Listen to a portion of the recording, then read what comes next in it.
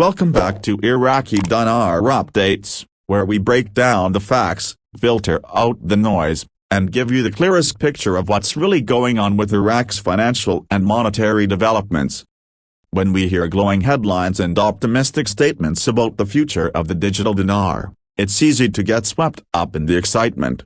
But as with all things in economics and finance, especially in a country with as complex a landscape as Iraq, it's important to weigh those reports against on-the-ground reality. Let's be clear, there is a major gap between what's being discussed and what has actually been implemented. Iraq's financial sector has long faced serious structural challenges. One of the most pressing issues is the country's struggle to expand its banking system and bring more people into formal financial channels. Currently, only about 20% of the Iraqi population is considered banked, meaning they have access to formal banking services.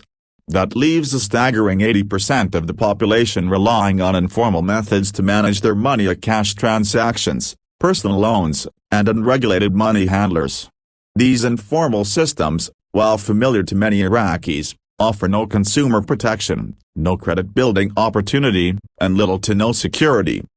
This lack of banking penetration poses a fundamental challenge to any talk of financial digitization, let alone a successful rollout of a digital currency. The digital dinar, despite all the attention it has received in certain media circles, is still in its conceptual phase. The currency has not been digitized. There is no operational system in place, no finalized design, and no infrastructure rolled out across banking or telecom networks to support its use. In short, not yet. What does exist are discussions, plans, proposals, pilot ideas, and international consultations. All of that sounds good on paper, but Iraq's current capacity to transition to a fully digital financial system remains limited by real-world conditions: poor infrastructure, limited mobile internet access in many regions, low digital literacy, and, crucially, the aforementioned lack of banking inclusion. It's also important to highlight that much of the news coverage or online chatter about the digital dinar tends to focus on the most optimistic projections, often without context.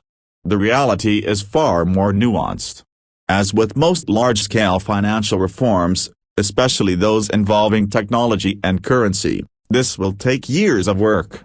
It will require major investments in infrastructure, public education, regulatory reform, and political will, none of which can be fast-tracked. For those hoping the digital dinar is tied to some imminent revaluation, RV, of the Iraqi dinar, I must stress that no credible financial source, either domestic or international, is connecting a future digital version of the dinar with any kind of RV event. That kind of speculation remains outside the realm of official policy or credible analysis.